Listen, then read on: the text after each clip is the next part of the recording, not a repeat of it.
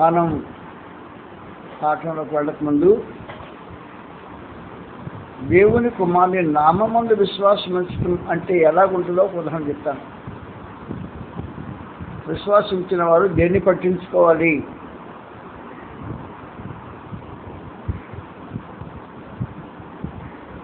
మొదటి తిమోతి 2వ అధ్యాయంలో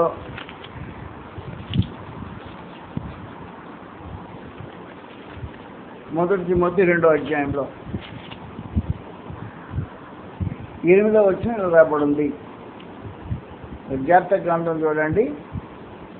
మొదటి తిమోతి 2వ అధ్యాయం 8వ వచనంలో, కావున ప్రతి స్థలమందును పురుషులు కోపమును సంశయము లేని వారై పవిత్రమైన చేతులకి ప్రార్థన చేయమని కోరుతున్నాను. కాబట్టి ప్రార్థన చేసేటప్పుడు కార్పొరేట్గా అంటే జనం కూడినప్పుడు కూడికలో ప్రార్థన చేసే విధానాన్ని గ్రంథం తెలియజేస్తుంది. కూడికలో ప్రార్థన చేయటం అంటే మొట్టమొదట ప్రార్థన చేసే వ్యక్తి పురుషుడై ఉండాలి. నెంబర్ 1. ఈ పురుషుడు కోపం లేని వాడై ఉండాలి. నెంబర్ 2. ఈ పురుషుడు 3 సంశయం లేనివాడై, అనుమానం లేనివాడై ఉండాలి. నెంబర్ 3. 4 అపవిత్రమైన చేతులు లేనివాడై ఉండాలి. నెంబర్ 4. ఈ యోగ్యతలు కలిగిన పురుషుడు ప్రార్థన చేయాలి. కానీ గ్రంథంలో ఇంకో సమాచారం కూడా తెలియజేస్తుంది. మొదటి కొరింథీ 14వ అధ్యాయంలో, మొదటి కొరింథీ 14వ అధ్యాయంలో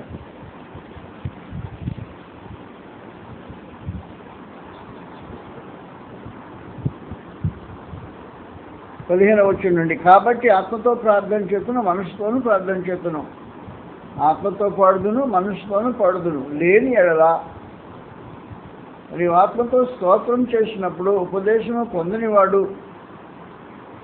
నువ్వు చెప్పుదాన్ని గ్రహింపలేడు కనుక నీవు కృతజ్ఞతాస్తులు చెల్లించినప్పుడు ఆమెన్ అని వాడు ఎలాగో పలుకును అని ప్రశ్న వేసాడు. ఈ సభలో పొరపాటు జరిగింది. ఏం పొరపాటు జరిగిందంటే,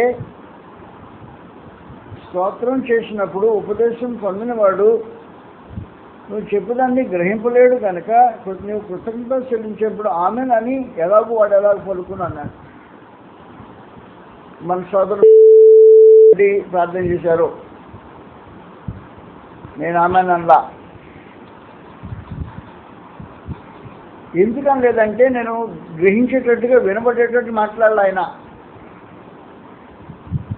కొంతమంది ఆమెన్ అన్నారు.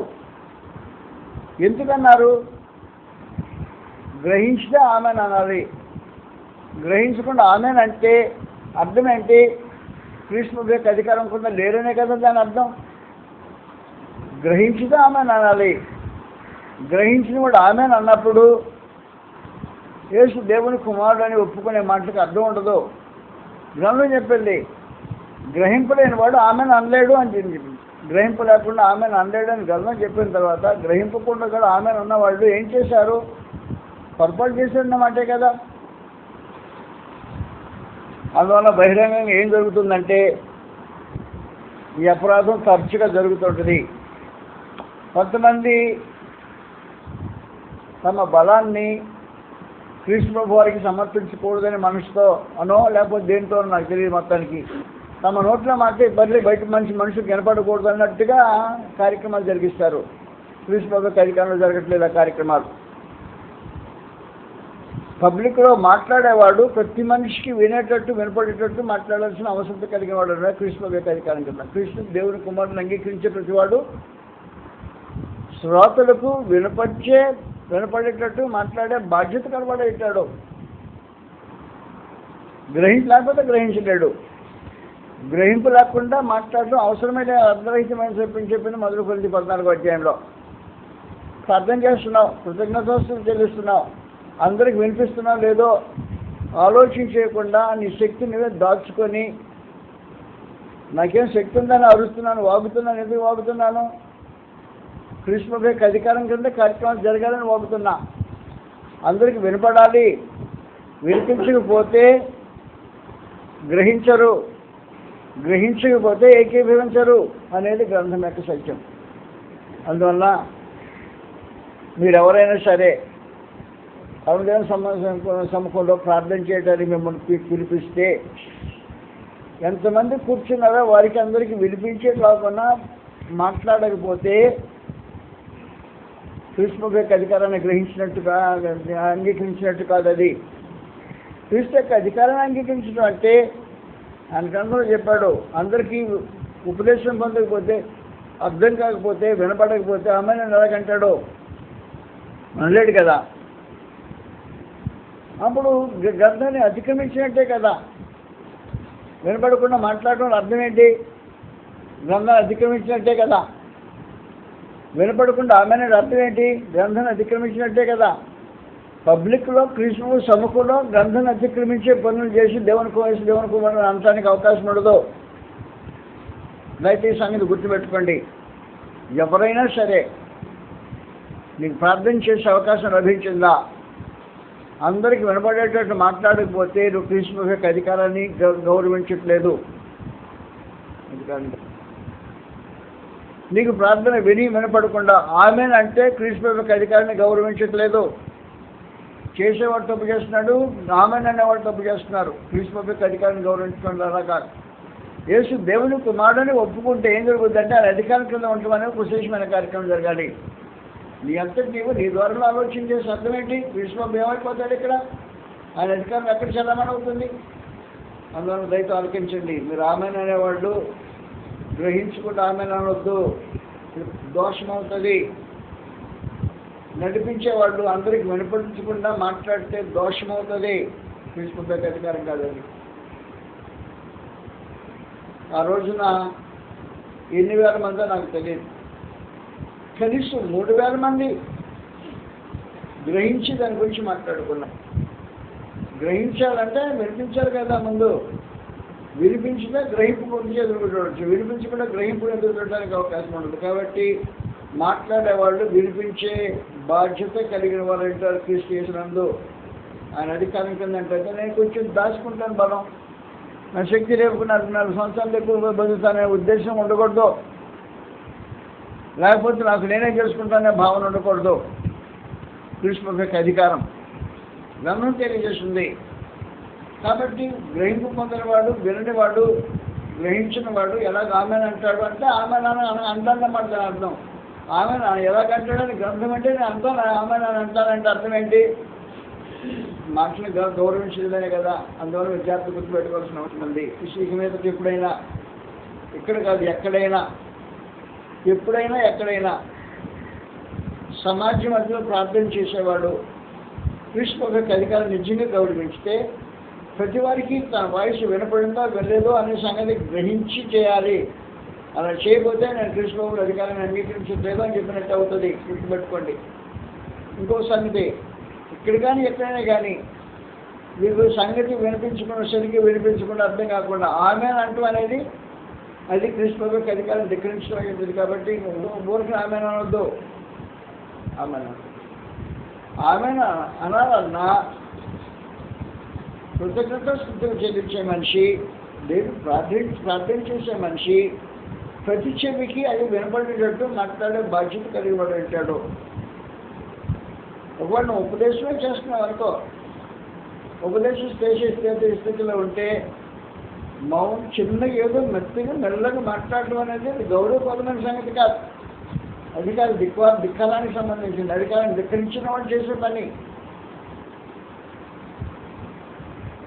70 ఏళ్ళ పైబడిన ముసలివాడు ఇంత గట్టిగా మాట్లాడుతున్నాడంటే నాకు సామర్థ్యం నుండి శక్తి నుండి మాట్లాడట్లేదు, అధికారాన్ని గౌరవించి మాట్లాడుతున్నా.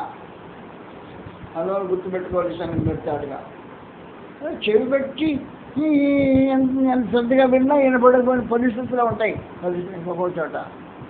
అది చాలా అధికార వ్యతిరేకాన్ని సూచిస్తుంటుంది. గుర్తుపెట్టుకోవాల్సిన అవసరం ఉంది. అది క్రీస్తును గౌరవించడం కాదు, ధిక్కారం కిందకి వచ్చేస్తుంది. గుర్తుపెట్టుకోవాల్సిన అవసరం ఉంది. కాబట్టి ఇప్పుడు 2వ అధ్యాయం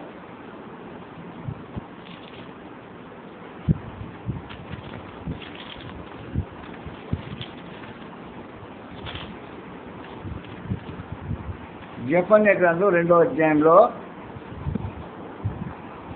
అదే కదా నువ్వు చెప్పండి అని నీ దగ్గరికి వచ్చాను, ఇప్పుడు జోసెఫ్ గారి దగ్గరికి వచ్చాను నేరుగా. జెఫన్యా గ్రంథం 2వ అధ్యాయం. 2వ అధ్యాయంలో విశేషమైన సంగతి ఏమంటే, పరలోకమందున్న దేవుడు రాజుని యోషియా కాలంలో జీవించుతున్న ఇశ్రాయేలు యూదా జనాంగంతో మాట్లాడుతున్న సందేశం ఇది. రాజు అని యోషియా కాలంలో యూదా జనాంగంతో దేవుడు మాట్లాడుతున్నాడు, ప్రవక్త ద్వారా మాట్లాడిస్తున్నాడు. ఆయన ఏం మాట్లాడిస్తున్నాడు అంటే కఠినమైన దారుణమైన మాటలు మాట్లాడిస్తున్నాడు. వాస్తవమైన సమాచారం, యూదా జనాంగము బబులోను చెరగపోయే గతి మనకి పట్టబోతుంది. ఆ గతి పట్టక ముందు ఆయన ఇచ్చిన హెచ్చరికలు, సిగ్గుమాలిన జనులారా కూడి రండి, సమయము కాదు, గాలికి ఎగురినట్లు సమయం గతించినది. పుట్టు గాలికి ఎగురినట్లు మనందరం తెలిసిందే. తూర్పారు పోసాం అనుకోండి, అంటే కళ్ళాలు తూర్పారు పోసాం అనుకో, తూర్పారు పోసే సమయంలో ఏం జరుగుతుంది, పొట్టు గాలికి ఎగిరిపోతుంది. ఆ ఉదాహరణ చెప్పాడు. ఇప్పుడు పొట్టు గాలికి ఎగురినట్లు సమయం గతించినది. పొట్టు పోట్ల సమయం పోతుంది అంటే వ్యర్థంగా సమయం ఖర్చు అయిపోతుంది. ప్రయోజనకరమైన సమయం గడిపేస్తున్నారు. ఈ సమయం గడపడంలో మీకేం ప్రయోజనం కనబడుతుంది? పొట్టు గాలికి ఎగురినట్లు సమయం గతించినది. విధి నిర్ణయము కాకమునిపే, యెహోవా కోపాగ్ని మీ మీదకి రాకమునిపే, మిమ్మల్ని శిక్షించక యెహోవా ఉగ్రతనేమో రాకమునిపే కూడిన. 3 ప్రత్యేకమైన సంగతులు చెప్పాడు. కూడి రండి అని. కూడి రండి అనే ఈ మాట యోధా జనాంగానికి సంబంధించింది. యోధా జనులారా, భక్తులైన యోషియా కాలంలో యోధా దేశంలో సంస్కరణలు జరుగుతూ ఉన్నాయి. అంటే ఆయన గుడుల్ని, గోపురాలని, విగ్రహాలయాల్ని ఎక్కడిదక్కడ ధ్వంసం చేస్తున్న విశేషమైన వ్యక్తి యోషియా. ఆ విగ్రహాలయ ధ్వంసం చేయబడుతున్న కాలంలో పరమాత్మ దేవుడు దాంతో సంతోషించకుండా వారికి వాస్తవానికి సంగతి చెప్పడానికి ఉద్దేశించాడు. సిగ్గుమాన జెండారా, సిగ్గు లేదా మీకు అన్నాడు. అంటే లేని వాళ్ళు మీరు, సిగ్గు లేదా అని అడగల, సిగ్గు లేని వాళ్ళు మీరు అన్నాడు. మనలాంటి లేదులే వాళ్ళు అన్నారు. కాబట్టి సిగ్గు లేని వాళ్ళారా, యోధా వాళ్ళారా, రండి మాట్లాడుతుంది. ఏం జరుగుతుంది? కాలం వ్యర్థమైపోతుంది. ఏం ప్రయోజనం లేకుండా దినాలు గడిచిపోతున్నాయి. ప్రయోజనం అక్కడ గడిచిపోయే దినాల విషయమే పట్టించుకోవట్లేదు. రోజంతా రోజు గడిచిపోతూ ఉంది, నెల గడిచిపోతున్నాయి, సంవత్సరాలు గడిచిపోతున్నాయి, దశాబ్దాలు గడిచిపోతున్నాయి.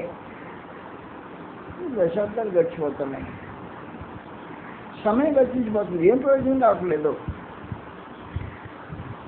విధి నిర్ణయము కాకమునిపే.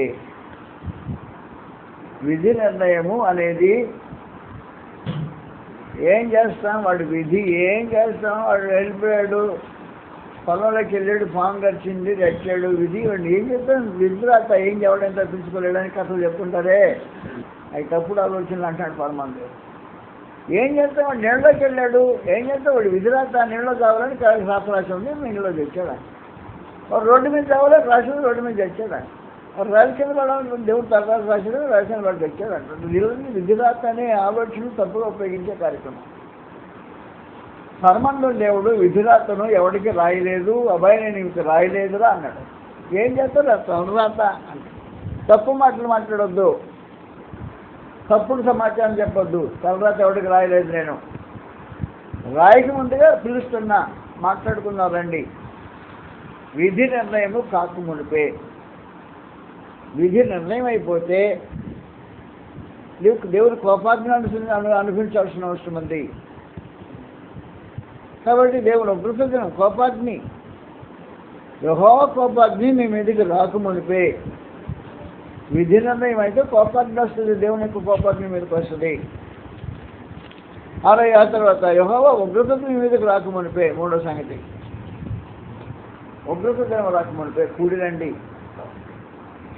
అందువలన జాగ్రత్తగా గుర్తుపెట్టుకొని ఒక్కొక్కటికి ఒక్కొక్క రకమైన తలరాత దేవుడు రాయలేదు అనే సంగతి గ్రంథం ప్రకారం తెలుసుకోవాలి.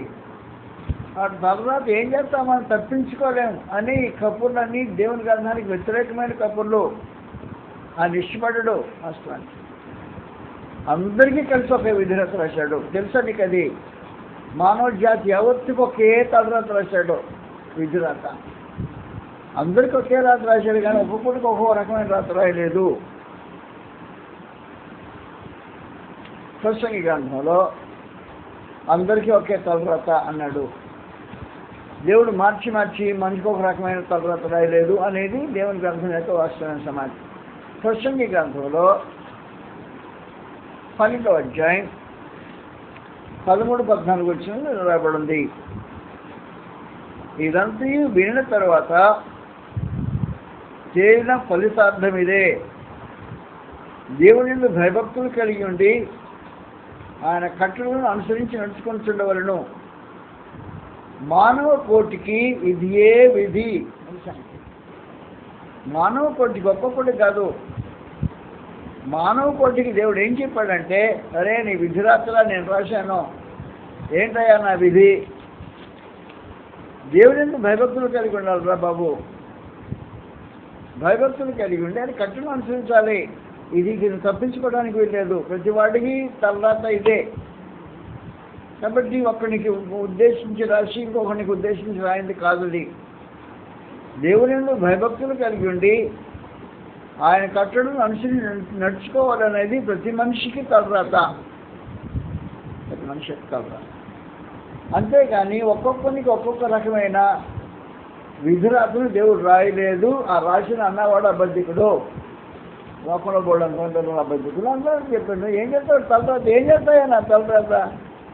ఏమ్మా ఈ కష్టాలు ఏం చేస్తాను? ఈ తలరాత నాకు ఈ బాధలు తన తలరాత, ఈ కుటుంబ చిక్కులు నా తలరాత, ఈ కష్టం నా తలరాత, ఈ కుటుంబ వారం అంతా నేను మొయ్యాలి నా తలరాత అనే లైన్లో టైప్లో మనుషులు మాట్లాడేది మీకు తెలుసును. దాన్ని దేవుడు అంగీకరించడు. ఆయన ఏమంటుంటాడంటే, నీ తలరాత నేను రాయక మునిపే అందరికీ ఒకే రకమైన తలరాత రాశాను. అందరికీ తలరాత రాసిన రాత ఏంటంటే, దేవుని యందు భయభక్తులు కలిగి ఉండాలి, ఆయన కట్టను అనుసరించాలి. ఇది తలరాత. ఒక్కొక్కడు కూడా రాశానా, ఒక్కొక్కడు కూడా రాయను. రాయకముందు నేనేం చేస్తానంటే, రా నీ తలరాత రాయకముందు నేను మాట్లాడతాను నీతో అన్నాడు.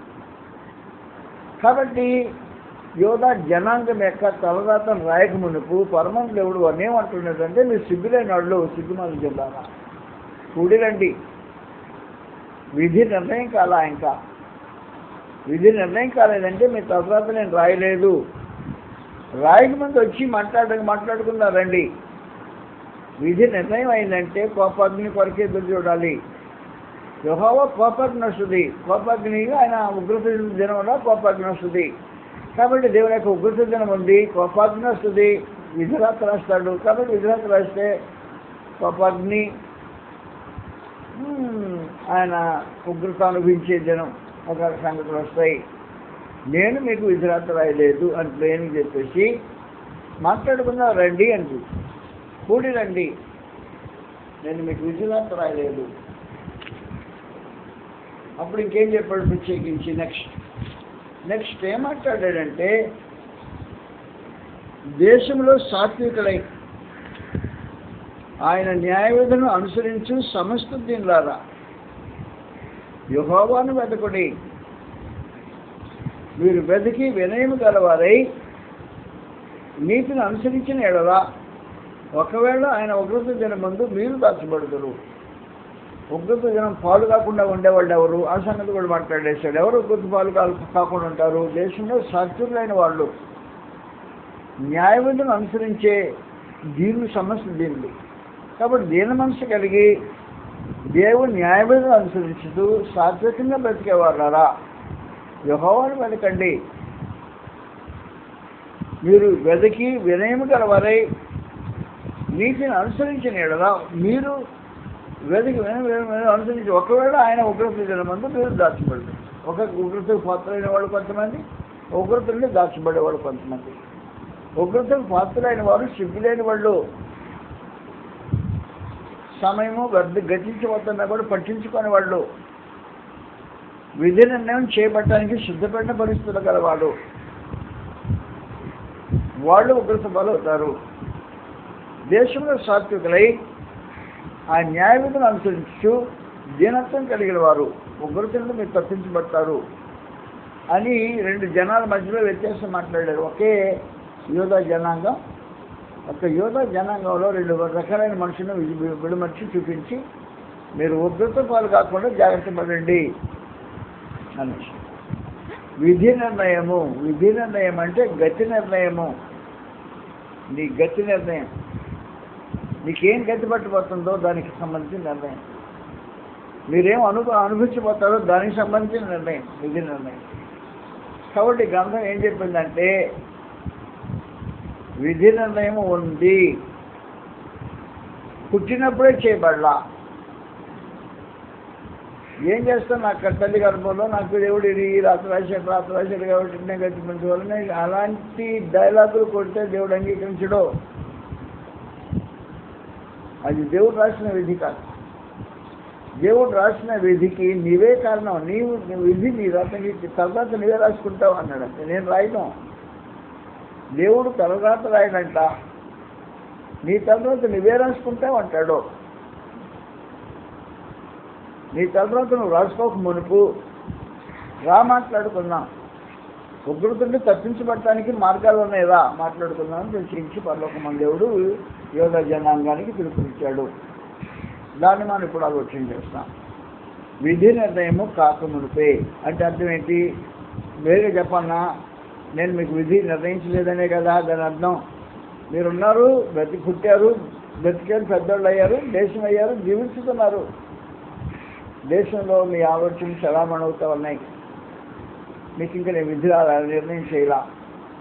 కాబట్టి పుట్టుకలో ఎవరికి దేవుడు తలరాత రాయడు అనే సందేశాన్ని గ్రంథం తేటగా విడమర్చి మాట్లాడుతుంది. బైబిల్ సంగతి తేటగా చెప్పిన తర్వాత దానికి వ్యతిరేకంగా ఎవరైనా ఆ తలరాత ఏం చేస్తాం అన్ని డైలాగులు ఉపయోగించేవాడు తప్పుగా ఉపయోగిస్తున్నాడు, దేవుని అధికారాన్ని గౌరవించకుండా మాట్లాడుతున్నాడు అని అర్థం. అందుకే ఇప్పుడు ఏమంటున్నాడంటే విధి నిర్ణయం కాకమునిపే. అయ్యిందా, నాకు కోపం వచ్చింది నీ మీదకి, ఆ కోపం రావాలంటే ఉగ్రత దినం ఒకటి న్యాయం ఉంది. ఆ ఉగ్రత దినంలో నా మీద నీ మీద నాకు కోపం వస్తుంది, నేనేం చేస్తానో నాకే తెలియదు అనేది పరిస్థితి.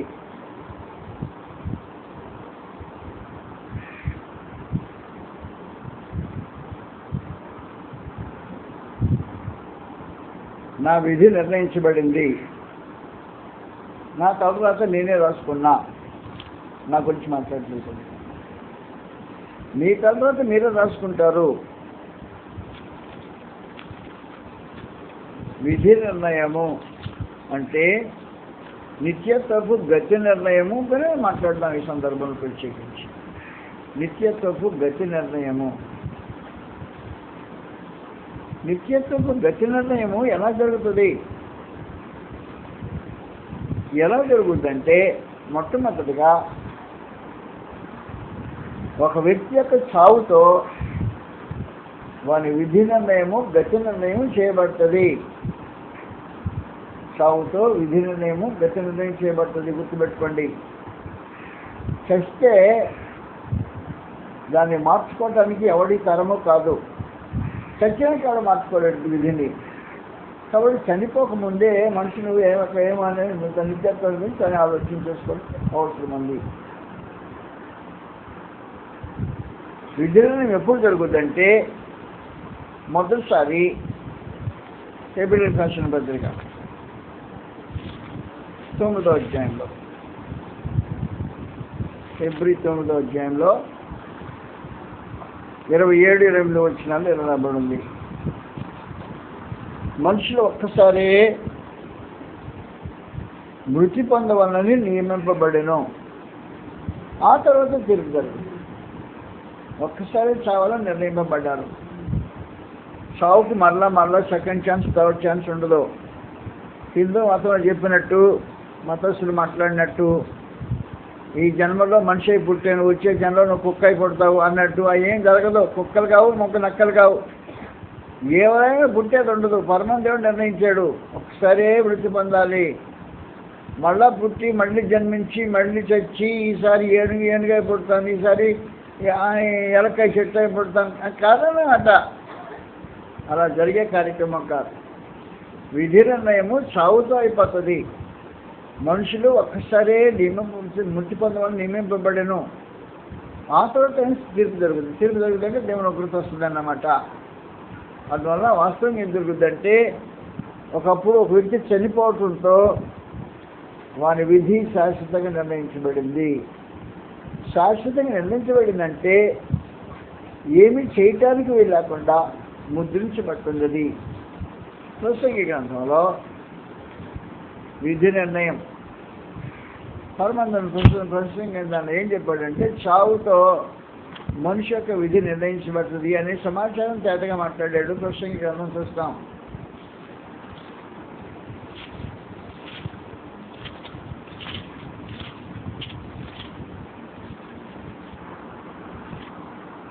ప్రసంగి గ్రంథంలో క్షమించండి 9వ అధ్యాయం 5వ వచనం. బ్రతికిండు వారు తాము చచ్చుదని ఎరుగుదురు, అయితే చచ్చిన వారు ఏమీ ఎరుగరు. అయిపోయింది కథ. బ్రతికిన వాడికి ఏం తెలుస్తుందంటే చస్తామని సంగతి తెలుస్తుంది. చచ్చిన వాడికి ఏం జరిగదు ఇంక మీకు తెలిసేది ఏమంటే విధి నిర్ణయం అయిపోయింది. చచ్చిన వారు ఏమీ ఎరుగరు, వారి పేరు మరువబడి ఉన్నది, వారికి ఏ లాభము కలగదు.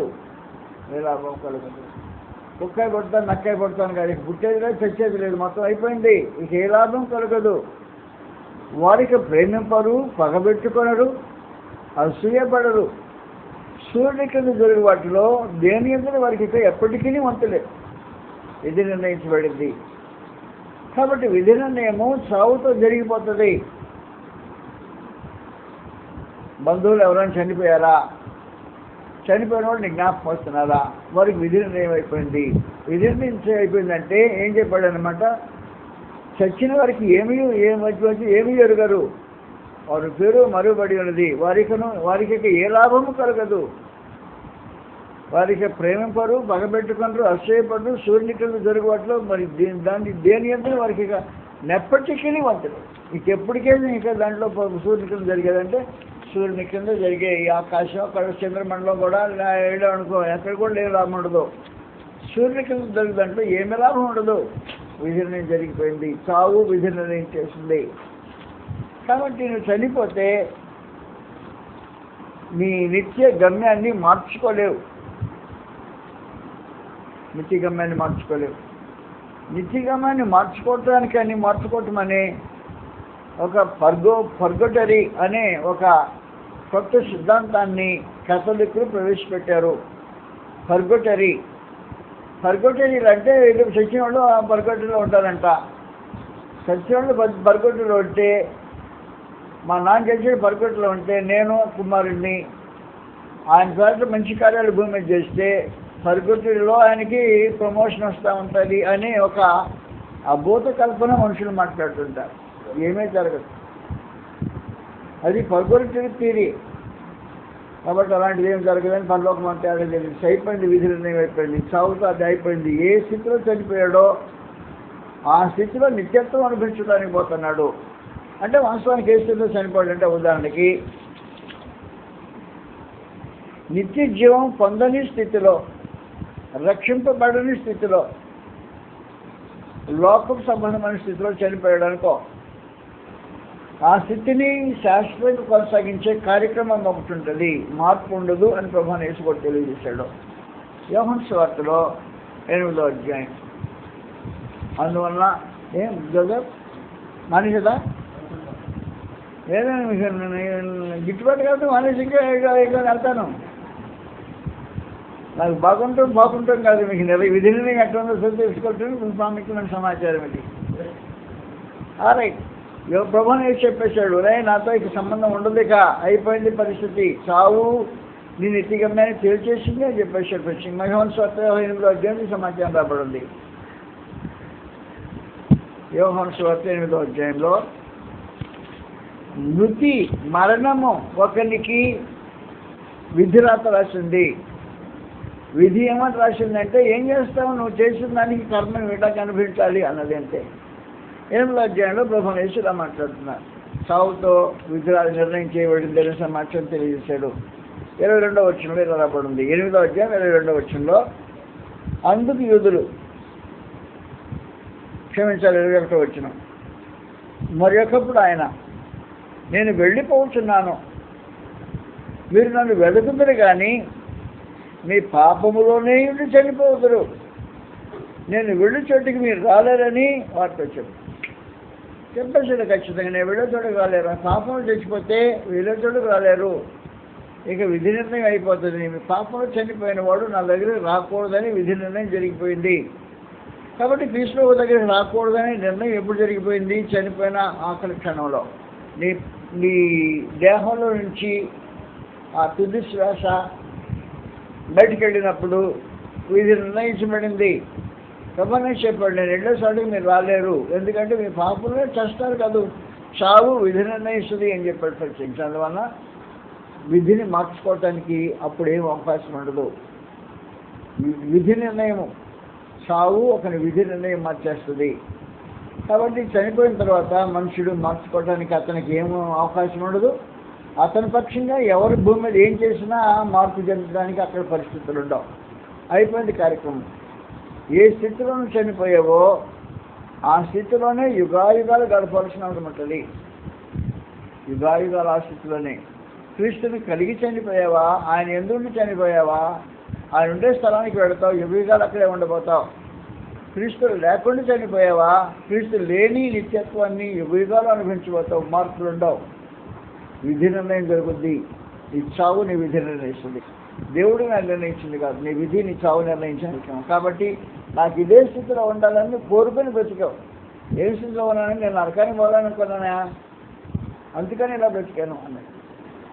అరే ఇలా ఎందుకు బ్రతుకుతున్నాను, నేను నరకానికి పోవాలనుకున్నాను, ఇట్లా బతుకుతున్నాను అని. ఇలా బ్రతికితే నరకమేనాయా? కరెక్ట్. అందువల్ల ఇలా బ్రతికితే నిత్యం. ఎందుకు ఇలా బ్రతుకుతున్నావు? నాకు నిత్యం కావాలని బ్రతుకుతున్నాను. ఇలాగా విధి నిర్ణయానికి నీ పాత్ర ప్రముఖ పాత్ర వహిస్తుంటుంది.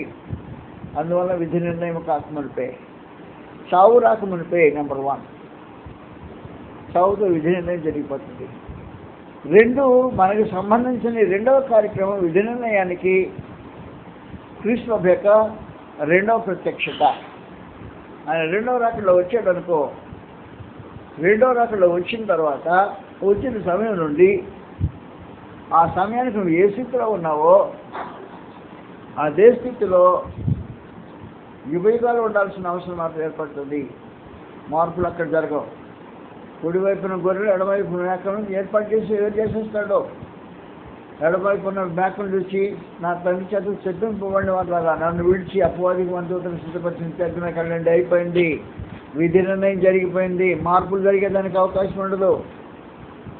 కుడివైపున ఉన్న వాళ్ళ గొర్రెను చూసి కుడిపైన నా తండ్రి చేత ఆశీర్వదింపబడిన వాళ్ళారా రండి, లోకం పుట్టిన వాళ్ళకు నీ మీద పరిశుద్ధపరిచి నిత్యరాజ్యంలో ప్రవేశించండి. క్రీస్తు యొక్క రెండవ రాకడ విధి నిర్ణయాన్ని నిర్ణయం చేస్తుంటుంది. అది ఎప్పుడు వచ్చిందో నాకు తెలియదు, నాకు చావు ఎప్పుడు వచ్చిందో నాకు తెలియదు, రెండవ రాకడ ఎప్పుడు వచ్చిందో నాకు తెలియదు. 2 సంగతులు నాకు తెలియకుండా విధి నిర్ణయాలు జరిగిపోతాయి. చావు వచ్చినా విధి నిర్ణయమే, రెండవ రాకడ వచ్చినా విధి నిర్ణయమే. మనుషులు శాశ్వతంగా వారు కోరుకుని జీవించుతున్న మార్గంలో నిత్యత్వాన్ని అనుభవించాల్సిన అవసరం ఏర్పడుతుంది. ఏం మార్గం కోరుకుని జీవిస్తున్నావు? నువ్వు కోరుకొని జీవించిన మార్గంలో నిత్యత్వం అనుభవించాల్సిన అవసరం ఉంది. నేను పొరపాటును కోరుకున్నాను, పొరపాట్లేదు, గ్రహపడలేదు, అయిపోయింది సమాచారం. చావు అయిపోయింది. పొరపాటులో దిద్దుకోవడానికి అవకాశం చావు ఇవ్వదు. పొరపాటును దిద్దుకోవడానికి అవకాశం క్రీస్తు యొక్క రెండవ రాకడ ఇవ్వదు. అటు రెండవ రాకడ కానీ ఇటు నీ చావు కానీ నీ పొరపాటు దిద్దుకునే అవకాశాన్ని కల్పించని పరిస్థితులు అవి. విధి నిర్ణయం అయిపోయింది. అందువల్ల నువ్వెక్కడ ఉండాలని కోరుకుంటావో దానికి అనుకూలంగా జీవితం కొనసాగించాల్సిన అవసరం ఉంటుంది. దాన్ని బట్టి విధి నిర్ణయం అవుతుంది. అప్పుడు నువ్వే కోరుకున్నావు, నేను ఈ దారిలో పోవడానికి కోరుకున్నాను, ఈ దారిలో పోతే కోరుకుంటే ప్రభు నేను చెప్పాడు, నేను ఆ దారిలో నా దగ్గర రావడానికి అవకాశం లేదని చెప్పేసి ప్రత్యేకించి మీరు మీ పాపంలో చనిపోతే నా దగ్గరికి రాలేరు. అందువలన విధి నిర్ణయం కాకమునిపే చనిపోతే విధి నిర్ణయం అవుతుంది.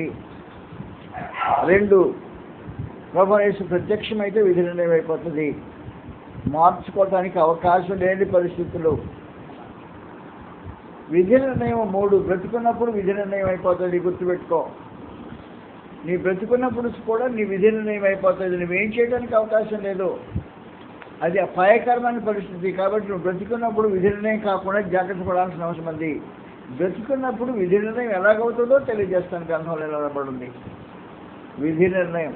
బ్రతుకున్న వాళ్ళకి విధి నిర్ణయం జరిగే కార్యక్రమం. నీ గతి నిర్ణయించబడుతుంది. ఈ భూమి జీవిస్తూనే ఉంటావు, గతి నిర్ణయించేస్తాడు. నువ్వు మార్చుకోవడానికి ఇంకా అవకాశం లేని పరిస్థితులు ఏర్పడుతుంటుంది. గింజుకున్నా అంతే సంగతి, పరిస్థితులు మార్పు జరగవు. అందువలన భూమి మీద జీవించేటప్పుడే విధి నిర్ణయం జరుగుతుంది. నువ్వు బ్రతుకున్నప్పుడు విధి నిర్ణయం జరిగిందనుకో, అది చాలా అపాయకరమైన పరిస్థితి. హెబ్రీయులకు రాసిన పత్రికలో 3వ అధ్యాయం మనకు రాయబడింది. బ్రతుకున్నప్పుడు విధి నిర్ణయం. సిగ్గుమాన జెండారా కూడరండి, విధి నిర్ణయం కాకమునిపే. కాబట్టి విధి నిర్ణయం కాకమునిపే కూడరండి అని పరమదేవుడు తెలియజేస్తున్నా. యూదా వాళ్ళకి తెలియజేస్తున్నట్టుగా పరమదేవుడు మనకు కూడా ఛాన్స్ ఇచ్చి, సిగ్గుమాన జెండారా కూడరండి, నేను విధి నిర్ణయించలేదు, మీ విధి నిర్ణయం కాకమునిపే నీ గతి ఏమిటో నేను ఇంకా నిర్ణయించలా. ఆ గతి నిర్ణయం కాకమునుపు కూడొచ్చి సమాధానం పరచుకోండి అని చెప్పని ప్రత్యేకించి తెలియజేశాడు. చదువుతాం 3వ అధ్యాయంలో హెబ్రీయులకు రాసిన పత్రిక. విధి నిర్ణయం ఎలా జరుగుతుందో దాని గురించి మాట్లాడుకుని గ్రంథం ఇలా రాయబడింది. 8వ వచనం నుండి 11వ వచనం వరకు. నేడు మీరు ఆయన శబ్దము విని ఎడల అరణ్యములో శోధన దినమందు కోపము పుట్టించినప్పటి వలె మీ హృదయములను కఠినపరచుకొనకుడి. 40 సంవత్సరాలు నా కార్యములు చూచి మీ పెద్దలు నన్ను పరీక్షించి శోధించిరి. కావున నేను ఆ తరము వారి వల్ల విసిగి వీరెల్లప్పుడూ తమ హృదయాలోచనలో తప్పిపోతున్నారు, నా మార్గమును తెలుసుకోలేరు. గనుక నేను కోపంతో ప్రమాణం చేసినట్టు వారు నా విశ్రాంతిలో ప్రవేశింపరు అని చెప్పారు. దేవుని విశ్రాంతిలో ప్రవేశించకుండా జరిగే తీర్పు నీ విధి నిర్ణయం. విధి నిర్ణయం జరిగిపోయింది. ఎలా జరిగిపోయింది? హృదయాలోచన తప్పిపోతున్నాను జరిగిపోయింది. తమ హృదయం తమ మోసగించింది. ఎవరో మోసగించడా, సొంత హృదయం మోసగించి ఆ హృదయాలోచన తప్పిపోవడం జరిగిపోయింది. వారు తమ హృదయాలోచన తప్పిపోతున్నారు, నా మార్గం తెలుసుకోలేరు. గనుక నేను కోపంతో ప్రమాణం చేసినట్టు వారు నా విశ్రాంతిలో ప్రవేశింపరు అని చెప్పాను. దేవుని విశ్రాంతిలో ప్రవేశించకపోతే విశ్రాంతి లేని నరకంలో మనిషి ఉండాల్సిన అవసరం ఉంటుంది. విధి నిర్ణయం అయిపోయింది. దేవుని విశ్రాంతి అంటే నిత్యత్వంలో దేవుని సముఖంలో ప్రవేశించే భాగ్యం. ఆయన పట్టణంలో నివసించడానికి అవకాశ మార్గాలు తెరవబడిన పరిస్థితి. దేవునితో వివేకాలు జీవించే ఏర్పాటు. ఆయన విశ్రాంతిలో ప్రవేశించడం అనేది విశేషమైన కార్యక్రమం. కనుక విశ్రాంతిలో ప్రవేశించేవారు క్షేమంగా ఉంటారు. కానీ విశ్రాంతిలో ప్రవేశించడం చెప్పాడంటే ఎవరిని గురించి చెప్పాడు? విశ్రాంతిలో ప్రవేశించడం ఎవరిని గురించి చెప్పాడు? ఎవరి గురించి చెప్పాడో గ్రంథం చదువుతాం. 1 కొరింథీ పత్రికలో విశ్రాంతిలో ప్రవేశించడం ఎవరి గురించి చెప్పాడు? అందులో దయచేసి మనవర్తించండి. మీలో ఎవరైనా ఒకవేళ బ్రతికున్నప్పుడే మీ విధి నిర్ణయం జరిగిపోయిందనుకో, మీరు బ్రతికినా ఇంకొక 100 సంవత్సరాలు బ్రతికినా మీకు వచ్చే లాభమే ఉండదు. విధి నిర్ణయం అయిపోయిన తర్వాత 100 సంవత్సరాలు బ్రతికినా నీకెత్తి నరకమే. అంటే వాస్తవానికి విశ్రాంతిలో ప్రవేశించరు. దేవుని విశ్రాంతిలో ప్రవేశించకపోతే విశ్రాంతి లేని స్థితిలో అనుభవించాల్సిన అవసరం. విశ్రాంతి లేని స్థితి ఎక్కడుంది? వారు నెమ్మది లేని వారు, రాత్రింబగలు నెమ్మది లేని వారికి విశ్రాంతి లేని పరిస్థితి. అందువలన రాత్రింబగలు నెమ్మది లేని వారై ఉండే పరిస్థితి అన్నా కావచ్చు, లేకపోతే విధి నిర్ణయం వలన నెమ్మదికరమైన జీవితం జీవించే పరిస్థితి అయినా ఉండవచ్చు. ప్రకటన 14వ అధ్యాయంలో ప్రకటన 14వ అధ్యాయం రాత్రి మగళ్ళు నెమ్మది లేని వారై అని ప్రత్యేకించి మాట్లాడుతుంటాడు. ప్రకటన 14వ అధ్యాయం తీశారు కదా, దయచేసి చూడండి. 10వ వచనం నుండి ఏమీ కలపబడకుండా దేవుని ఉగ్రత పాత్రలో పోయబడిన కోపం, దేవుని కోపం మన మధ్యమును వాడు త్రాగును. పరిశుద్ధ దూతల ఎదుటను గొర్రెపిల్ల ఎదుటను అగ్నిగంధకముల చేత వాడు బాధింపబడును. వారి బాధకు సంబంధమైన పొగ యుగములు లేచును. ఆ క్రూర మృగములకు కానీ దాని ప్రశ్నకు కానీ నమస్కారం చేయవారును, దాని పేరు గల ఎవడైనా వేయించుకొని ఇలా వాడును. రాత్రి మగళ్ళు నెమ్మది లేని వారు అయ్యిండు. రాత్రి మగళ్ళు నెమ్మది లేని వారు. రాత్రి నెమ్మది లేదు, పగలు నెమ్మది లేదు. రాత్రి మగడు నెమ్మది రాకపోతే ఏం చేస్తాడు మనిషి? భౌతికంగా రాత్రి మగడు నేను చెప్పాను ఆ సామెతి. రాత్రి మగడు నెమ్మది రాకపోతే ఏం చేస్తాడు? దేహంలో రాత్రి లేదు, నెమ్మది పగలు లేదు, నెమ్మది లేదు, మానసికంగా ఒకటి ఆందోళన ఉంది. ఏం చేస్తాడంటే ప్రాణం తీసుకుంటాడు. అంతే, దేహంలో ఉంటే ప్రాణం తీసుకుంటాడు. నెమ్మది లేనివాడు ప్రాణం తీసుకుంటాడు. కానీ రాత్రి మగడు నెమ్మది లేనివాడు విధి నిర్ణయం అయిపోయిన తర్వాత ప్రాణం తీసుకోవడానికి అవకాశం ఉండదు. ప్రాణం తీసుకోలే వ్యక్తి మీదట ప్రాణం తీసివేసుకోలేకుండా రాత్రి మగడు నెమ్మది లేనివాడే ఉండటం అనేది విధి నిర్ణయం. విధి నిర్ణయం కాకముందే రాత్రి మగడు నెమ్మది లేనివారే. వారు నెమ్మది పొందుతున్నారు.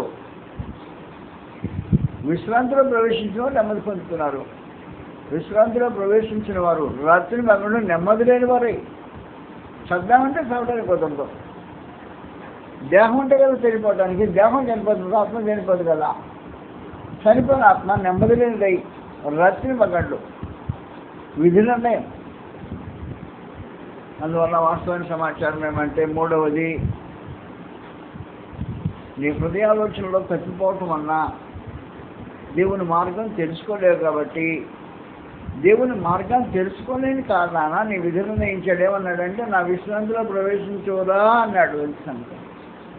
విశ్రాంతిలో ప్రవేశించు అంటే రాత్రి మగడు నెమ్మది లేని విశ్రాంతి లేని స్థలానికి పంపుతున్నాను అని చెప్పాడు అన్నమాట సమాచారం. కాబట్టి రాత్రి నెమ్మది లేని స్థితిలో పంపబడితే నీ విధి నిర్ణయం అయిపోయింది. గుర్తుపెట్టుకో, ఆశామాషగా బతకటం కాదు. ఇది దేవుని గ్రంథం. పరలోకమైన దేవుడు, పరిశుద్ధమైన దేవుడు తాను స్వయంగా తాను ఏం చేయబోనుకున్నాడో ఆ సంగతిలో అందరూ దాఖలు చేసి పెట్టేశాడు. ఎలా చేయబోతున్నాను నేను మాట మార్చేవాడిని కాదు. నీకు నెమ్మది లేకుండా రాత్రి అనుకుంటే పగలు అనుకుంటే నెమ్మది లేకుండా చేయగలిగిన సామర్థ్యం నాకుంది. ఎందుకంటే నేను విధి నిర్ణయం చేయబడింది. రాత్రి మగళ్ళు నెమ్మది లేని స్థితిలో బ్రతుకు కోసం ఎవరు ఆలోచించేది దయచేసి. అందువల్ల విధి నిర్ణయం కాకమునిపే, నీ గతికి నిర్ణయం చేయకముందే, నీ గతి ఏమవుతాడో దాని సంగతి నిర్ణయం చేయకముందే కూలి రండి అని పిలిచినప్పుడు ఏం చేయాలంటే, మనం ఇప్పుడు ఏం చేయాలంటే, దేవుని సముఖానికి వచ్చాయా, మా విధి నిర్ణయం జరగలేదు అని తెలుసుకుంటున్నాను, అది జరగక మనకు నేను సమాధానం పడటానికి ఇష్టపడతాను, నీతో సంధి చేసుకోవడానికి ఇష్టపడతాను, నీతో ఒక సమాధాన సంబంధమైన స్థితి కలిగి ఉండాలని ఆలోచన చేస్తున్నాను అని దేవుని సముఖానికి రాగలిగితే, నువ్వు ఏ మార్పులు చేయాలో ఆ మార్పుల గురించి ఆయన మాట్లాడుతుంటా. ఆ మార్పులు చేసుకుంటే విధి నిర్ణయం కాకమునుపు నువ్వు చనిపోయినా సమస్య లేకుండా ఉంటుంది. కాబట్టి భూమిని జీవించే కాలంలో నీ మనసు మారలేని ఒక స్థితికి వెళ్ళిపోతుంది. మనసు మార్చుకోలేని దుస్థితికి మనుషులు వెళ్ళిపోయే పరిస్థితులు ఉన్నాయి. అపాయకరమైన పరిస్థితి అది. అంటే ఇక నేను మార్చుకోలేను. నేను ఒక సహోదరునితో మాట్లాడాను, చనిపోయాడు అనుకోండి. ఇప్పుడు బ్రతుకున్నప్పుడు మాట్లాడాను, ఏం సంగతి అయ్యా, ఇంతకు వరకులాగా తప్పని గ్రహించి మార్చుకోలేని స్వభావం ఉండేది గతంలో, ఇప్పుడు అది నా దగ్గర నుంచి వెళ్ళిపోయింది అన్నాడు. ఏం వెళ్ళిపోయింది? తప్పని మనస్సాక్షి గద్దించి మార్చుకోలేని తలంపు ఒకప్పుడు ఉండేది. ఇప్పుడు నేను ఎంత బాధ వింటున్నా, తప్పు మార్చుకోవాలనే స్థితి నా హృదయానికి లేకుండా పోయింది. అంటే విధి నిర్ణయం అయిపోయింది నాకు అనే సమాచారం. మార్చుకోవాలనే స్వభావం నీకు లేకుండా పోయింది అంటే నేను విధి నిర్ణయం అయిపోయింది అన్నమాటే. ఇంకేం లేదు. అందువల్ల వారు తమ హృదయాలోచన తిప్పుకోవాలి. మార్చుకునే స్వభావం ఉండేదానికి అవకాశం లేదు. హృదయాలోచన పెద్దేస్తుంటే తగ్గిపోతుంటే దేవుని మార్గాన్ని తెలుసుకోలేని వాడు, మార్చుకునేదానికి అవకాశం లేని వాడు అంటారు. నా మనవకు సాధించండి. మీకు ప్రస్తుతంలో తప్పు జరుగుతుంది, మార్చుకోవాలనే భావన కలిగితే మీ విధి నిర్ణయించబడలేదు. తప్పు జరుగుతుంది, మార్చుకోవాలనే తలంపు నీ హృదయంలో ప్రేరేపణ లేకపోతే నీకు విధి నిర్ణయం అయిపోయినట్టే, ఇంకంతకని జరిగింది ఏమి లేదు. కాబట్టి కొంతమందికి తప్పు చేశాననే బాధే ఉంటుంది కానీ మార్చుకోవాలనే స్వభావం ఉండదు. విధి నిర్ణయం జరిగిపోయింది అన్నమాట. మత్తయి సువార్త 27 నన్ను తిడతారా? తిట్టండి కాసేపు, ఏమో మీ సమయం పోయింది. మత్తయి సువార్త 27 చదువుతాం. కఠినమైన సూత్రాలు ఇవి, రాజీపడని వాస్తవాలు దేవుని సముఖంలో. ఇవి రాజీపడిన వాస్తవాలు మనం అలాగే తెలుసుకొని జీవితానికి ఏమైనా ప్రయోజనం పెట్టుకుంటామో మన ఉద్దేశంతో ఈ మాటలు మాట్లాడడం జరుగుతుంది. మత్తయి సువార్త 27 ఒక మనుషుడు తన దోషాన్ని తెలుసుకున్నాడు. తెలుసుకొని మారు మనసు పొందలేని దుస్థితిలోని జారిపోయాడు. మారు మనసు పొందలేని స్థితిలోని జారిపోయాడు. మారు మనసు రావటం లేదు. తప్పని తెలిసింది కానీ మారు మనసు రావటం లేదు. మారు మనసు రావటం లేదు అంటే విధి నిర్ణయం అయిపోయింది అన్నమాట. మీకు మార్చుకునే స్వభావం రావట్లేదా? దోషం జరుగుతున్న ఈ తప్పు నేను మార్చుకోవాలనే భావన వ్యధ లోపల కలగటం లేదా? అలా కలగకపోతే నీ విధి నిర్ణయం అయిపోయింది. ఇక వేరే సమాచారం చేయగలిగిందే ఉండదు. మత్తయి సువార్త 27 మాట్లాడబడింది.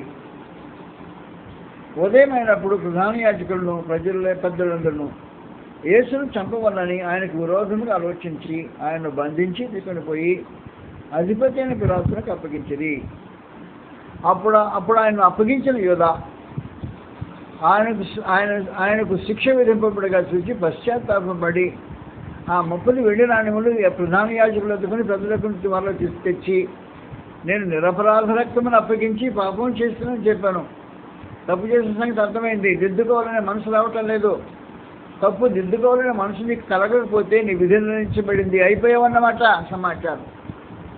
వారు దాంతో మాకేమి నీవే చూసుకోమని చెప్పగా అతడు ఆ వెండి నాణ్యములు తీసుకుని దేవాలయంలో పారవేసి పోయి ఉరిపెట్టుకొనడం.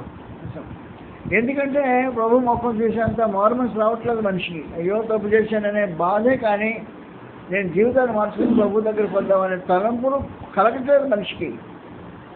కనుక ఒకప్పుడు ఏం జరుగుతుందంటే, నీకు అవకాశం ఉన్నప్పుడు నీ మనసులో ఏం జరుగుతుందంటే, నేను తప్పు చేస్తున్నాను, దిద్దుకోవాలి అనే తలంపులు పుడుతుంటే నీ విధి నిర్ణయించబడలేదు. తప్పు దిద్దుకోవాలనే మనసు కలిగి ఆ దిశకుండా ప్రయత్నం చేసి ప్రయాసపడ్డావంటే దేవుడు నీ కృపను మార్చేస్తాడు, పరిస్థితి మార్చేస్తాడు. కానీ తప్పు జరుగుతుంది, దిద్దుకోవాలనే తప్పని తెలుస్తుంది, దిద్దుకోవడానికి మనసు రావటం లేదు. మనసు రాకపోయినప్పుడు నీ విధి నిర్ణయించబడిందన్నమాట. ఇంకేం చేయడానికి అవకాశం ఉండదు. అలాంటి కొంతమంది మన మధ్యలో ఉంటారు. తప్పు జరుగుతుంది తెలుసు, తప్పని తెలుసు, దిద్దుకోవాలని తెలియదు. దిద్దుకోవాలని మనసు వచ్చింది, తాత్కాలికంగా వెళ్ళిపోతుంది, స్థిరంగా నిలబడదు. దిద్దుకునే వరకు స్థిరంగా నిలబడి ఉండదు. దిద్దుకునే వరకు స్థిరంగా నిలబడని ఈ మనసు ఏం చేస్తుందంటే, అయిపోయింది నాకు, నీకైతే అయిపోయింది అన్నమాట. అందువల్ల జాగ్రత్త గుర్తుపెట్టుకోవాల్సినది, విధి నిర్ణయం కాకమునిపే నీకు గట్టి నిర్ణయించింది ఉందే. పరమానంద దేవుడు ఏమంటుంటాడంటే, నీవు నా విశ్రాంతిలో ప్రవేశింపవు అని. దేవుని విశ్రాంతిలో ప్రవేశించకపోతే వీళ్ళు నెమ్మది లేని వాడే కానీ నీకు జీవితం మిగిలింది బ్యాలెన్స్. యుగయుగములు రాత్రి మగళ్ళు నెమ్మది లేని వారై, రాత్రి మగళ్ళు నెమ్మది లేని జీవితం, అందులో కాలం హద్దులు లేని జీవితం. జీవించడం అంటే జీవించమన్నాడు. కాబట్టి జీవించలేకుండా ఉండలేవే. నేను కొద్దిగా వెళ్ళిపోతాను, నాకు ఇక్కడ నిత్యత్వం అసలు అవసరమే లేదా అనడానికి వినడదు. అంటే అసలు అవసరం ఏంటి, అర్థం ఏంటి, నేను బతుకుతా నాకు ఇష్టం లేదు, నేను వెళ్ళిపోతాను. ఎక్కడికి వెళ్ళిపోతే ఎక్కడికి వెళ్ళడానికి వెళ్ళలేదు. ఎందుకంటే అది నీ ఆత్మ శాశ్వతమైంది, ఎక్కడికి వెళ్ళడానికి వెళ్ళదు. దేవుని సముఖంలో ఉండడానికి వెళ్ళేది, దేవుని సన్నిధి కాకుండా ఉండడానికి ఏర్పడిన నెమ్మదిలేని స్థితిని నేను పంపితే నా విశ్రాంతిలో ప్రవేశించిన పరమ దేవుడు తెలియజేసిన తర్వాత విశ్రాంతి లేని నెమ్మది లేని స్థితిలో గడవటం అనేది సాధ్యమైన సమాచారం కదా. అంటే గది ఇది నిర్ణయం అయిపోయింది. కాబట్టి వాస్తవానికి ఏం జరుగుతుందంటే, నీవు బ్రతికున్న దినాల్లోనే నీ హృదయం యొక్క ఆలోచన నేను తప్పించిందంటే ఆయన మార్గాన్ని తెలుసుకోలేకుండా పోతావు. దేవుని మార్గాన్ని తెలుసుకోకుండా పోయి మనస్సాక్షి గుర్తించిన లోబడని పరిస్థితుల్లో ఇక మీదగా నీ మనస్సాక్షి పని చేయదు. నేను తప్పు చేశాననే భావన కూడా కలగదు. కలగపోయినప్పుడు విధి నిర్ణయం అయిపోయిందన్నమాట గతి. ఇంకేం చేయడానికి అవకాశం ఇస్తుంది. అందువల్ల ఏం చేయాలంటే, నా మనం ఆలకించండి, మనందరికీ తెలిసిందే ఇది. ఇనుము వంచాలంటే ఎర్రగా కాలినప్పుడే కొట్టాలా. ఎర్రగా కాలినప్పుడే కొడితే ఇనుము ఎలాగంటే అలా ఉంటుంది. కానీ కాలింది ఆరిపోయింది అనుకో, ఆరిపోయిన కొట్టావనుకో పనికిరాదు, పగిలిపోతుంది, ఇరిగిపోతుంది. అదే జరుగుతుంది నీ జీవితానికి కూడా. కాబట్టి నీ మనస్సాక్షి గద్దించినప్పుడు ఇనుము కాలింది, కాలిని ఇనుముని వంచడానికి ప్రయత్నం చేయి, మారుమనసు పొందడానికి ప్రయత్నం చేయి. ఈ మారుమనసు పొందడానికి ప్రయత్నం చేస్తే సరే లేకపోతేనే నీ గతి నిర్ణయం అయిపోయింది. ఏం చేయలేవు, నీకు నరకమే గతి, ఇంకేది దేవుని విధి నిర్ణయం అయిపోయింది. అందువల్ల వారు హృదయ ఆలోచన తప్పిపోయేవారు. వారు హృదయ ఆలోచన సరైనది కాదు. వారు తమ హృదయాలోచన తప్పిపోయారు, నా మార్గం తెలుసుకోలేరు. కాబట్టి కోపంతో ప్రమాణం చేశాను, వీళ్ళని విశ్రాంతిలో ప్రవేశించాలని దేవుడు చెప్పిన తర్వాత ఇంకా వాడికి మారు మనసు వచ్చిందనే మాట అసాధ్యమైన సంగతి. మారు మనసు రావడం సాధ్యం కాదు. గ్రంథం చెప్పింది హెబ్రీయులకు రాసిన పత్రికలో, అటువంటి మారు మనసు పొందడం అసాధ్యం అని చెప్పిన సమాచారం. కొంతమంది మారు మనసు పొందలేరు అన్నమాట విధి నిర్ణయం అయిపోయింది. 6వ అధ్యాయము 83వ వచనం 4వ వచనం చదువుతాం. ఒకసారి వెలిగింపబడి ఆపేలా, అటువంటి ఆపేలా చేయొద్దు. 4వ వచనం, ఒకసారి వెలిగింపబడి పరలోక సంబంధమైన వరములు రుచి చూచి పరిశుద్ధాత్మలు పాలివారై దేవుని దివ్యవాక్యమును రాబో యుగ సంబంధమైన శక్తుల ప్రభావం అనుభవించిన తర్వాత తప్పిపోయిన వారు తమ విషయమే దేవుని కుమారుని మరల సిలువేయచ్చు బాహాటముగా ఆయన అవమానపరుచుతున్నారు కనుక మారు మనసు పొందినట్టు నువ్వు ప్రాంప్టింగ్ అక్కడ నేను చెబుతున్నాను, కంగారు పడక్కర్లేదు, ప్రాంప్టింగ్ మానేయండి. మారు మనసు పొందినట్లు అట్టివారిని మరలా నూతన పరచుట అసాధ్యము. అసాధ్యం అంటే జరిగే పని కాదు. నువ్వు మారు మనసు పొందలేవు. మారు మనసు పొందలేవు అంటే విధి నిర్ణయం అయిపోయింది. మారు మనసు పొందలేని వాడి గతి నిర్ణయం అయిపోయింది. ఇంకేం చేయడానికి అవకాశం లేదు. కానీ ఒకే దృష్టి గతి దయ్యంలాగా సర్వోన్నతులు దేవుని కుమారుడు నువ్వు అన్నా కూడా నీ గతి ఒకటే. దయ్యానికి తెలుసు ఎందుకు భయపడతాయి అంటే నాకు మా గతి నరకం పడుతున్నా కదా, ఇంకేం మార్గం లేదు అనుకుంటాయి. ఆ పరిస్థితి ఇది విధి నిర్ణయం అయిపోయింది. కాబట్టి ఒకసారి వెలిగింపబడిన తర్వాత పరలోక సంబంధమైన వరములు రుచి చూచి పరిశుద్ధాత్మలకు వారివారై దేవుని దివ్యవాక్యం రాబో సంబంధమైన వరము రాబో సంబంధమైన యుగ సంబంధమైన శక్తుల ప్రభావం అనుభవించిన తర్వాత తప్పిపోయిన వారు తమ విషయమే దేవుని కుమారుని మరల సిలువేయచ్చు బాహాటంగా ఆయన అవమానపరుచున్నారు కనుక మారు మనసు పొందినట్లు అట్టి వారిని మరలా నూతన పరచుట అసాధ్యము. నూతన పరచ లేని పరిస్థితుల్లో ఏం చేయబోతారు కింద చెప్పాడు. ఎట్లనిగా భూమి తన మీద తరచుగా కూర్చు వర్షం త్రాగి ఎవరికొరకు వ్యవసాయం చేయబడిన వారికి అనుకూలమైన పొలం ఫలించినట్టు దేవుని ఆశీర్వాదం పొందారు. అయితే ముళ్ళ తుప్పులను దక్షపోతలను దాని మీద పెరిగిన ఎడలా అది పనికిరాన్ని విసర్జింపబడి శాపం పొందదగినది. అది తుదకది కాల్చివేయబడినది గతిపడి. కాబట్టి కాల్చివేయబడే గతే ఉంటుంది మిగిలింది ఎవరికి? ఒకసారి వెలిగింపబడినవాడు. ఒకసారి వెలిగింపబడితే శాశ్వతంగా వెలిగింపబడినట్టుగా వెలిగింపబడిన ఆ జ్యోతిని ప్రజ్వలింపజేయాల్సిన బాధ్యత కలిగిన వారు అంటాం. కాబట్టి వెలిగింపబడిన జ్యోతి ప్రజ్వలిస్తూ ఉంటేనే, ఆరిపోకుండా చూసుకుంటూ ఉంటేనే బాధ్యత కలిగి ఉంటుంది. ఆరిపోయింది అనుకో విధి నిర్ణయం అయిపోయింది నీ సంగతి అయిపోయింది అన్నమాట. నిన్ను మళ్ళీ తిరిగి మారుమూల స్పందించడం నూతన పరచలేం. ఆ వేడి మళ్ళీ తిరిగి పుట్టదు. ఆత్మ సంబంధ స్థితిలో ఈ మనుషుడు రావడం చాలా కష్టమైపోతుంది. గుర్తుపెట్టుకో, నీ విధులని కాకుండా జాగ్రత్తగా ఆలోచించాల్సిన అవసరం అండి. అట్టి వారిని నూతన పరచుట అసాధ్యము. అసాధ్యమని దేవుడు అన్న తర్వాత సాధ్యం చేసేవాడు ఎవడుండడు. ఒకడు తన అనుభవాన్ని నాతో పంచుకున్నాడు. కానీ ఆయా నాకు ఇదివరకు వాక్యం వింటే తప్పని తోచేది, మార్చుకోవాలనే మనసు అడుగుతుండేది. ఇప్పుడు వాక్యం విన్నా కూడా మార్చుకోవాలనే మనసు రావటం లేదు అని. నీకు మార్చుకోవాలనే మనసు రాకపోతే నీ విధి నిర్ణయించబడింది అయిపోయాడు అన్నమాట. ఆశించాక అంటే వాడిని నూతన పరచుకో. విధి నిర్ణయం మార్చుకోవాలనే తలంపులు పరమాత్మ దేవుడు కలిగించిన తలంపుల్ని మనుషులు అలక్షించకూడదు, విధి నిర్ణయించబడతాడు.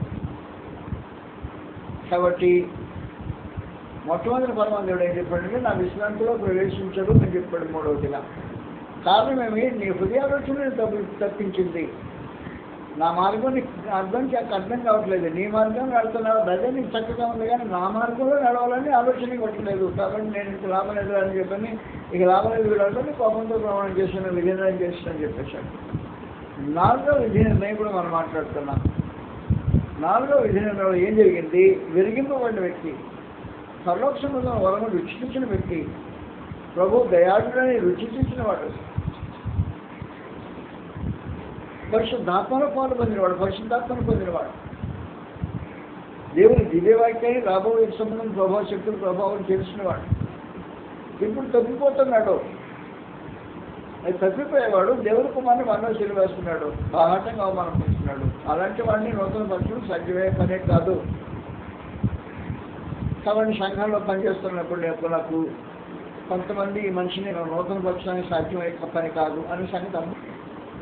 ఎందుకంటే దేవుని మాటలో గ్రహించే హృదయం పరిస్థితి లేదు. తన ధోరణేదో తందే, తన ఆలోచనేదో తన ఆలోచనే, తన మార్గమేదో తన మార్గమే, తన తలంపుడేవో అలాగే పడతాడు. కనీసం ధోరణి మార్చుకుంటాడా అనే పరిస్థితులు ఆలోచన చేసి ధోరణి మార్చుకునే పరిస్థితులు కనిపించట్లేదు. నా అనుభవంలో అనేక స్థానిక సంఘాల మధ్యలో పనిచేస్తున్నవాడు నేను ఇప్పుడు. కనీసం 3 రాష్ట్రాల్లో, 4 రాష్ట్రం పేరు చెప్పుకుంటే తెలంగాణ రాష్ట్రం అయితే 4 రాష్ట్రాలు అన్నమాట. 4 రాష్ట్రాల్లో పని కట్టిన వాడిని అనేక స్థానిక సంఘాలు కట్టి నిర్మాణం చేస్తూ సంఘ సభ్యులతో ఉండే పరిచయం వల్ల నాకు తెలుస్తున్న సంగతి ఏమంటే, కొంతమంది తిరిగి వెలిగింపబడటానికి అవకాశం లేని పరిస్థితిలో ఉన్నారు. దాని అర్థం ఏంటంటే నీ విధి నిర్ణయం అయిపోయింది, నువ్వు కాల్చివేయబడ్డానికి నియమించబడ్డావు అని సమాచారం. కాబట్టి వాస్తవంగా ఈ సంగతి జాగ్రత్త గుర్తుపెట్టుకో. నీ విధి నిర్ణయం అయిందా? నీ విధి నిర్ణయం అవడానికి నీ అలక్ష్యం కారణమై ఉండొచ్చు. నీ విధి నిర్ణయం కావడానికి నీ హృదయాలోచన తగ్గిపోవడం కారణమై ఉండొచ్చు. నీ విధి నిర్ణయం కావడానికి దేవుని మార్గం నీకు అందింపుగా అంగీకారంగా ఉండకపోవచ్చు. విధి నిర్ణయము 5వ ప్రత్యేకమైన సమాచారం. మొదటి చావు, రెండవది ప్రభు యొక్క 2వ రాకడ, మూడవది హృదయాలోచన తగ్గిపోవడం, 4వది వచ్చి స్థిరపడి మార్గం నుంచి తిరిగిపోవడం, నూతన పరచడానికి సాధ్యం కాని పరిస్థితి, 5వది తగిన కాలంలో స్పందించకపోవటం. తగిన కాలంలో స్పందించకపోతే విధి నిర్ణయం అయిపోతుంది. తగిన కాలంలో స్పందించాలి. ఏ కాలంలో చేయాల్సిన పని ఆ కాలంలో చేయాలి. ఏ కాలంలో పని ఆ కాలంలో చేయకుండా తర్వాత చేద్దాంలే అంటే ఇంక తర్వాత ఆ సాక్షాత్ కింద పడిపోతుంది అన్నమాట. తర్వాత కింద పడిపోతుంది, విధి నిర్ణయం అయిపోతుంది, ఇంకేం చేయడానికి వీరడతాం. అందువల్ల 5వ విశేషమైన సంగతి, విధి నిర్ణయం ఎలా జరుగుతుందంటే సమయాన్ని అలక్ష్యం చేయటం. సమయాన్ని అలక్ష్యం చేసేవాడు విధి నిర్ణయం చేయబడినవాడు ఏంటాడు. మనకి చేతగా కనబడుతున్న ఒక ఉదాహరణ, ఏశావు. ఫిబ్రవరి రాసిన పత్రికలో 12వ అధ్యాయంలో ఏశావు కనబడుతుంటాడు. సమయాన్ని తాస్కారం చేసినవాడు, అలక్ష్యం చేసినవాడు. ఇది సమయం ప్రాముఖ్యమైన సమాజం గుర్తించినవాడు. సమయాన్ని సద్వినియోగం చేసుకొని ఏశావు తన విధి నిర్ణయం చేయబడినట్టుగా తేడాకి తెలియబడుతుంటుంది. కానీ జాగ్రత్త గుర్తుపెట్టుకోండి, 15వ వచనంలో ఇలా రాబడింది. 12-15 నుండి మీలో ఎవడైనా దేవుని కృపను పొందకుండా తప్పిపోవునేమో అని ఏదైనా వేరు ఏదైనా మరచి కలవరి పరచుకున్న నీకు అపవిత్రులైపోతుందేమో అని ఒక పోటీ కొరకు తన జ్యేష్ఠత్వం హక్కును అమ్మివేసిన ఏసే వంటి బస్సులను వెబ్సైట్లను ఉండనేమో అని జాగ్రత్త అతడు ఆ తర్వాత ఆశీర్వాదం పొందగోరి అది తప్పు చేసింది. ఆ తర్వాత ఆశీర్వాదం పొందగారి కోరి కన్నీళ్లు విడిచి శ్రద్ధతో దానికోసం వెతికి నువ్వు విసర్జింపబడిన వాడై నాయనా ఒక్క దీవెనా లేదా లేదు పో అయ్యా ఒక్క దీవెనాన్ని నేను శాపం పెడతాను ఇష్టమే తీసుకుంటావా నా దగ్గర బ్యాలెన్స్ మిగిలిన శాపాలే దీవెనలు నిండిపోయాయి. కారణం ఏమంటే ఒక్క పోటీ కొరకు జ్యేష్ఠతో హక్కును అమ్మివేసుకున్నవాడు అమ్మివేసాడు అనుకో, మళ్ళీ తమ్ముడు దగ్గరకు వచ్చి నాయన ఇంత బుద్ధి దాకా గడ్డి తిని పొరపాటు చేసి అంత ఒక క్షమించరా ఒక పోటీ కొరకు నేను అమ్మేసాను, నాకు 100 భోజనాలు పెడతాను, నాకు జ్యేష్ఠత్వం మేడం నాకు ఏమైనా అడగాల్సింది ఒకటి కాదు 100 భోజనాలు పెడతాను, నా జ్యేష్ఠత్వాన్ని మళ్ళీ నేనే తీసుకుంటాను అని అడగాల్సిన సమయంలో అడగకుండా జ్యేష్ఠత్వ హక్కును పొందవలసిన వాడు పొందిన తర్వాత ఇంకా కొన్ని ఏముండవు. ఆ తర్వాత మందాన్ని ఆలోచన చేసినప్పుడు విధి నిర్ణయం అయిపోయింది. కాబట్టి సమయాన్ని అలక్ష్యం చేసి పరమాత్మ దేవుడు దొరికే కాలంలో వెతకుండా ఆ తర్వాత ఆశీర్వాదం పొందుకున్న ఏసావు లాంటి వాడు విధి నిర్ణయం చేయబడిన వాడే అయిపోయింది నాయనా ఒక్క దీవెనం లేదా. నేను పెద్ద కుమారుడు పెద్దరికి అంతకుముందు ఏం చేశావు అమ్మేసుకున్నాడు ఒక పూట కొరకు అమ్మేసిన వాడు 100 పూటలు భోజనాలు పెట్టి కొనుక్కోవచ్చుకోవాలంటే దాన్ని లక్ష్య పెట్టాల, సమయాన్ని లక్ష్య పెట్టాల. కాబట్టి వచ్చి అమ్మివేసిన వాడు కొనుక్కున్నవాడు దాన్ని సొమ్ము చేసుకున్నాడు అయిపోయింది. యాకోబు సొమ్ము చేసుకున్న తర్వాత ఇంక ఇక్కడ బ్యాలెన్స్ లేదు, అయిపోయింది, 0 అయిపోయింది. కాబట్టి సొమ్ము చేసుకున్న తర్వాత మళ్ళీ తిరిగి దాన్ని పొందాలని ఆలోచించేయటం అనేది ఏసావు చేసిన సమయం అలక్ష్యం. ఒకవేళ నీకు అనిపించబడిన సమయం అలా దొరకలేమో అంటే మీ ఊళ్ళో కూడా జరిగింది. క్లాస్కి వచ్చి కూర్చున్న ఆయన నెక్స్ట్ మంత్ మళ్ళీ క్లాసుకు రావడానికి వచ్చి కూర్చుంటానికి లేకుండా పోయాడు. అలాంటి గతి నీకు పట్టింది అనుకో, ఎవరికి తెలుసు ఏం తెలియదు. మన మధ్యలో పట్టిన వాళ్ళు ఉన్నారు కదా సహోదరులు ఇక్కడ క్లాసులో కూర్చుని నేర్చుకున్న వాళ్ళు, ఈ నెలలో కూర్చుని నేర్చుకునేవాడు మళ్ళీ వచ్చే నెలకు వచ్చేటప్పుడు క్లాసులో మనిషి లేడు. ఏం లేకపోవడానికి కారణం ఏంటి? ఆ గతి నీకు పట్టదని నమ్మకం ఏంటి? ఎవరికి నమ్మకం ఏంటి? అందువలన సమయాన్ని సద్వినియోగం చేసుకోలేదనుకో నీకు గతి నిర్ణయం అయిపోతుంది. ఏసావుకు అలాగ జరిగింది, సమయాన్ని సద్వినియోగం చేసుకోలేదు. ఏసావు గతి నిర్ణయించబడింది. సిగ్గుమానించండి కూర్చోండి. సమయము పుట్టులాగా వ్యర్థంగా గతించిపోతుంది, పనికి రాకుండా పోతుంది, ఏం ప్రయోజనం లేకుండా పోతున్నాం. ప్రయోజనం లేకుండా పోయే సమయాన్ని వ్యర్థం చేయొద్దు, విధి నిర్ణయం అవుతుంది. ఆ కాకముందుకు కూడి రండి మాట్లాడుకున్నాం అన్నాడు. అలాగే యోధా వారికి బబులోను చెరకు పంపించే విధి నిర్ణయం కాకముందుకు పిలిచిన వాడు నిర్లక్ష్యం పెడితే వాడు బబులోను చెరకు వెళ్ళాల్సిన అవసరం ఏర్పడిందో అలాగున మన విధి మన గతి నిర్ణయం కాకముందుకు పిలుస్తున్నాడు కనుక విధి నిర్ణయం కాకముందుకే కూడి రండి అని దేవుని కృపను ఆలోచించి విధి ఎలా నిర్ణయించబడుతుందో నువ్వు ఖచ్చితంగా తెలుసుకో. నీకు చచ్చేవనుకో ఇంకేం చేయడానికి లేదు, అదే స్థితిలో ఏ స్థితిలో చనిపోయావో ఆ స్థితిలో లేకపోబడి వివేకాలు అనుభవించడానికి అవసరం. దాన్ని ప్రభా నేర్చుకు వచ్చేదనుకో ఇంక నేను వేరే చెప్పాల్సిన అవసరం ఇక దానికి ఇంకెక్కడ ఏం మార్పు జరగవు. ఉన్నట్టుగానే నేను చెప్పని డిసైడ్ చేయబడి విధి నిర్ణయం. నువ్వు బ్రతుకున్నావు అనుకో, బ్రతుకున్నప్పుడు నీ హృదయాలోచనలు తప్పించేస్తున్నాయి, మంచిని చెడ్డగా చెడ్డని మంచిగా అనిపిస్తున్నాయి. నీ హృదయాలోచనలు మేలు కీడుగా కీడు మేలుగా నువ్వు పరిణమిస్తున్న ఆలోచన చేస్తున్నావు. నీ హృదయాలోచన నేను తప్పిపోచేస్తుంది.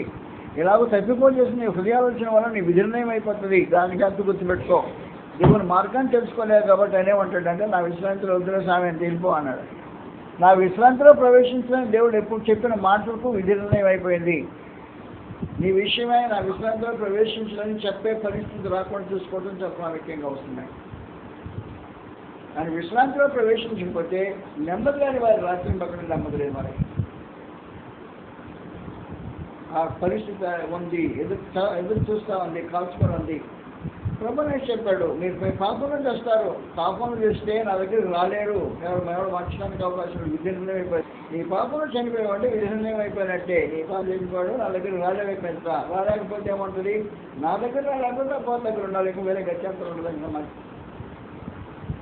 నాలుగో విశేషమైన సంగతి, ఒకసారి వెలిగింపబడ్డాం అనుకో, ప్రభులోకి వచ్చావు, నేను మంచిగా ప్రవర్తిస్తూ ఉంటాను, ప్రభులోకి వచ్చా ఉన్నాం అనుకో, వెలిగింపబడి పరలోక సంబంధం వరములు రుచి పరిశుద్ధాత్మను పొంది దేవుడు దివ్యవాక్యాన్ని యుద్ధ సంబంధం శక్తుల ప్రభావం అనుభవించిన తర్వాత తప్పిపోయావనుకో, నీ విషయంలో దేవుని కుమారుని మరలా సిలువేస్తున్నావు. దేవుని కుమారుని హృదయంలో ప్రతిష్ఠించుకోవాల్సిన బదులుగా శిలువలో వేసావంటే విధిన్నం అయిపోయింది. నీవు మారుమనసు పొందలేవు. ఒక మనిషి మారుమనసు పొందలేకపోయిన వాడు విధిన్నం అయిపోయినట్టే. బయట మన వాళ్ళకి మనస్సాక్షిని బాధిస్తుందా, తప్పని చెప్తుందా, మార్చుకోలేని భావాలు కలుగుతున్నాయా, అప్పుడే మార్చుకోవాలి. మార్చుకోవాలన్న భావాలను కలిగినప్పుడే మార్చుకోకపోతే నీ విధిన్నం అయిపోతావు. అంతే సమాజం నీకు మార్చుకోవడానికి అవకాశం ఉండే వ్యక్తి కాదు. అందువల్ల విధి నిర్ణయం కాకముంటే దేవుని యొక్క కోపానికి నీకు మీద బ్యాలెన్స్ కాకముందుగా ఆయన కోప ఉగ్రదేవం రాకముంటే కూడినంటే పిలిచేట్టు ఈ రోజున పరమ దేవుడు మనకు అవకాశం ఇస్తూ ఉన్నాడు. ఈ విధంగా ఇంకా కాల ఒకవేళ అయిందేమో నాకు తెలియదు. ఒకవేళ అయిందంటే నాకు ఎలా తెలియదు అంటే, నువ్వు మారు మనసు పొందే పరిస్థితులు లేవనుకో, నీ అంతరంగా మారు మనసు పొందడానికి ఛాన్స్ ఇవ్వట్లేదు అనుకో, నీ నిర్ణయం అయిపోయినట్టే. అందువల్ల జాగ్రత్తగా ఆలోచించాల్సిన అవసరం ఉంది. పరమానంద దేవుడు కనికరించి ఆయన కుమారుడైన క్రీస్తు ప్రభునందు ఆయన బలియాగమందు మనుషులకు సమస్తమైన సమస్యలన్నింటినీ పరిష్కరించే ఒకే ఏర్పాటులో ఆయన సముఖానికి మేము ఆహ్వానిస్తూ ఉండగా దాని ప్రేమను తిరస్కరించావా, నీకు గ్యారంటీగా దేవుని కృపను అనుభవించకుండా ఆయన సముఖాన్ని తొలిసివేయబడి ఆయన ఉగ్రతకు పాత్రలు అవటం మాత్రమే మిగిలి బ్యాలెన్స్ ఉంటుంది అని ఉదయం ఆలోచన చేశాం. ఈ సాయంత్రం పూట అన్నాడు, ఇంకేమన్నాడంటే, నేను నీకు ఇంకా విధి నిర్ణయించలేదు, నేను నిర్ణయించానంటే ఇక అంతే అయిపోయినట్టే నీవు, కానీ అయిపోయినట్టేనని దాన్ని చెప్పకుండా నీకు విధి నిర్ణయించలేదు కాబట్టి నువ్వు ఆలోచించే మార్చుకోండి కృపానుభవించు అని పరమ దేవుడు తన ప్రేమ ఈ పిలుపును ఈ రూపంగా అందిస్తున్నాడు. కాబట్టి దేవుని యొక్క ప్రేమ పిలుపును విని దేవుని ప్రేమకు అనుకూలంగా దేవుని స్పందించి దేవుని కుమారుడైన క్రీస్తు ప్రభు నామందు విశ్వాసం ఉంచి నీ ప్రాచీన స్వభావాన్ని సిలువేసి క్రీస్తు ప్రభుతో పాటు సమాధి చేసి బాప్తిస్మం సమాధి చేసి ఇక మీదట ఆయన నీ యందు జీవించుతుంటే సంపూర్ణంగా పరిస్థితులు మార్చబడినవి. దేవునికి అనుకూలమైన వాతావరణంలో జీవితం కొనసాగించడానికి కృప అనుగ్రహించబడుతుంది. ఈ సమాచారం గుర్తించాలని ప్రభువైన యేసుక్రీస్తు వారి పేరిట మనం చేస్తాం.